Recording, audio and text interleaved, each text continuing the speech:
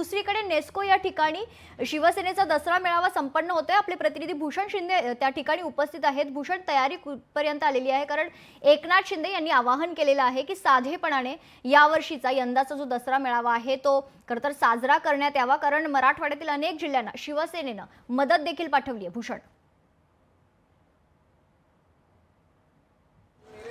नक्कीच मेघना, सध्या मी गोरेगावमधील नेस्को सेंटरमध्ये उभा आहे, जिथं उपमुख्यमंत्री एकनाथ शिंदे यांच्या शिवसेनेचा दसरा मेळावा पार पडणार आहे। सध्या मी नेस्को सेंटरच्या पार्किंग परिसरामध्ये उभा आहे, जिथे पाहू शकता एका मागोमाग एक रांगेत आपले ट्रक उभे असलेले पाहायला मिळत आहेत। याच ट्रक मधून मराठवाड्यामध्ये जिथं पूरपरिस्थिती आहे, जिथं शेतकऱ्यांचं मोठं नुकसान झालेलं आहे, त्या ठिकाणी ही मदत पाठवली जाणार आहे। एकंदर अत्यावश्यक जीवनावश्यक ज्या वस्तू आहेत, जी सामग्री आहे, धान्य असेल किंवा अगदी जीवनावश्यक ज्या वस्तू आहेत, त्या सर्व वस्तूंचा साठा इथून ट्रकमधून पाठवला जाणार आहे। एकंदर दसरा मेळाव्याच्या निमित्तानं याच माध्यमातून मराठवाड्याला मदत पोहोचवण्याचा मदत आहे सध्या आपल्याला पोहोचताना पाहायला मिळत आहे। एकंदर शिवसेनेकडून ही मदत पोहोचवली जाणार आहे।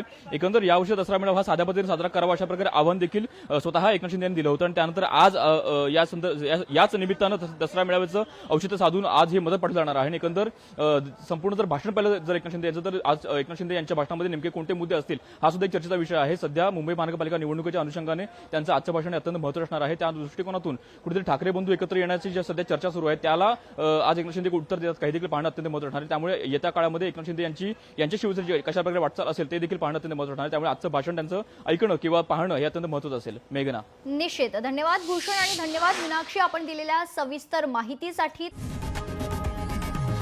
लोकशाही मराठी ऐका, पहा, जागरूक रहा।